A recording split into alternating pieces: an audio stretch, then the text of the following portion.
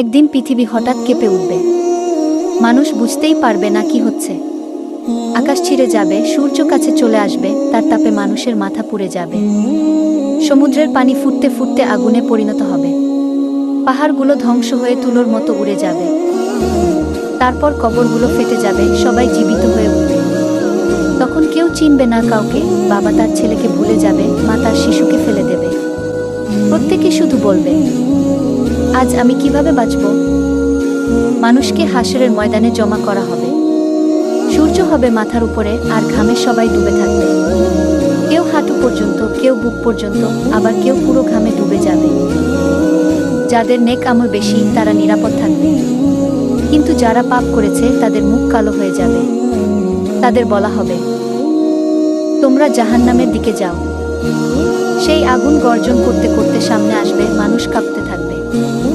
আমাদের করণীয়, আল্লাহর প্রতি সত্যিকার ঈমান রাখা, 5 ওয়াক্ত নামাজ আদায় করা, গুনাহ থেকে বাঁচা এবং তওবা করা, দান সদকা ও ভালো কাজ করা, কুরআন সুন্নাহ মেনে চলা।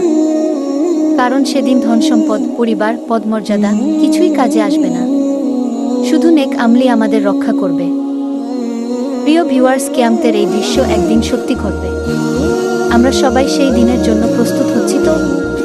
আসো আমরা সবাই আল্লাহর পথে ফিরে আসি, নামাজ কায়েম করি, গুনাহ থেকে বাঁচি। আর যদি এই ভিডিও তোমার অন্তরে একটু হলেও ভয় জাগায়, তবে অন্যদের সতর্ক করার জন্য শেয়ার করো।